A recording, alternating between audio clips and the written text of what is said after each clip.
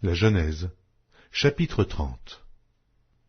Lorsque Rachel vit qu'elle ne donnait point d'enfant à Jacob, elle porta envie à sa sœur, et elle dit à Jacob, « Donne-moi des enfants, ou je meurs. » La colère de Jacob s'enflamma contre Rachel, et il dit, « Suis-je à la place de Dieu qui t'empêche d'être féconde ?»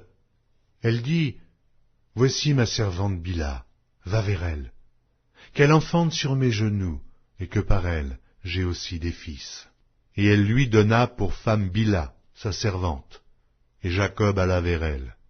Bilha devint enceinte, et enfanta un fils à Jacob. Rachel dit, « Dieu m'a rendu justice.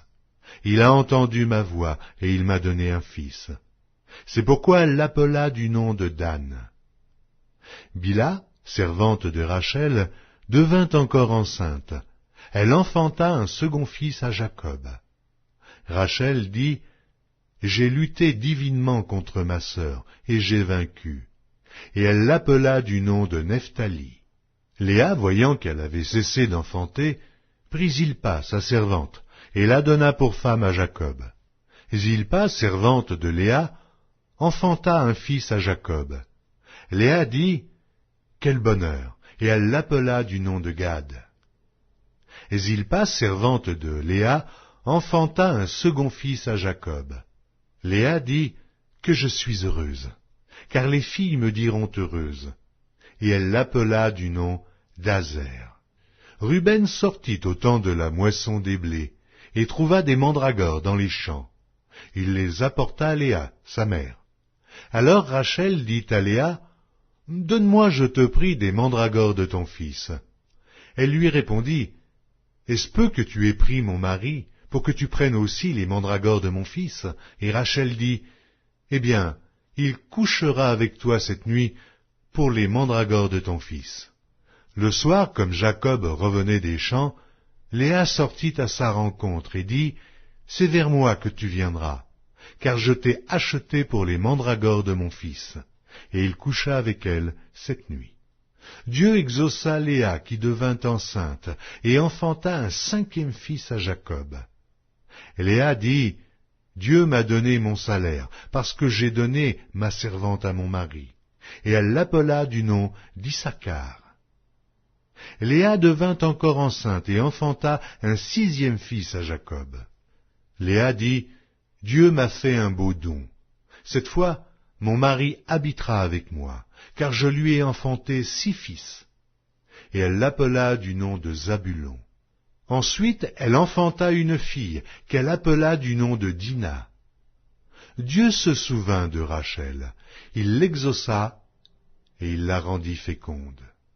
Elle devint enceinte et enfanta un fils, et elle dit, « Dieu a enlevé mon opprobre. » Et elle lui donna le nom de Joseph, en disant, « Que l'Éternel m'ajoute un autre fils. » Lorsque Rachel eut enfanté Joseph, Jacob dit à Laban, « Laisse-moi partir, pour que je m'en aille chez moi, dans mon pays.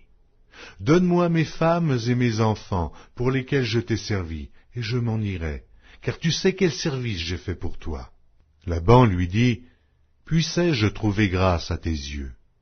Je vois bien que l'Éternel m'a béni à cause de toi.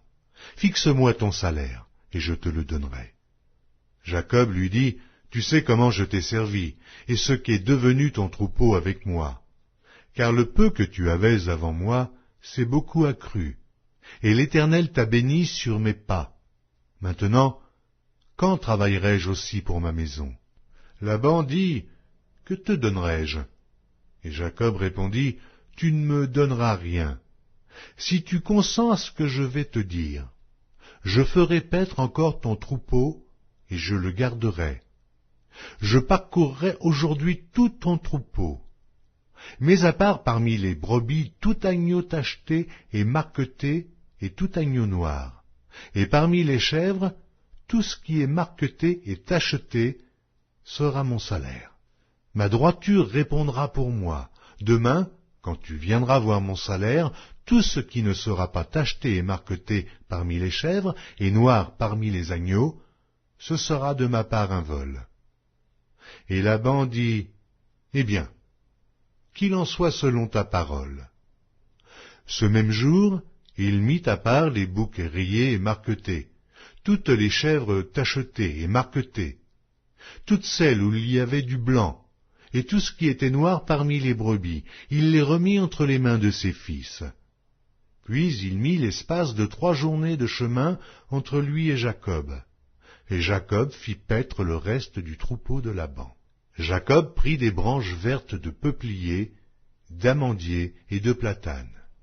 Il y pela des bandes blanches, mettant à nu le blanc qui était sur les branches.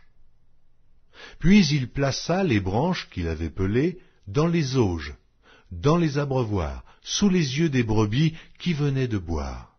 Puis il plaça les branches qu'il avait pelées dans les auges, dans les abreuvoirs, sous les yeux des brebis qui venaient boire, pour qu'elles entrassent en chaleur en venant boire. Et les brebis entraient en chaleur près des branches, et elles faisaient des petits rayés, tachetés et marquetés. Jacob séparait les agneaux, et il mettait ensemble tout ce qui était rayé, et tout ce qui était noir dans le troupeau de Laban. Il se fit ainsi des troupeaux à part, qu'il ne réunit point au troupeau de Laban.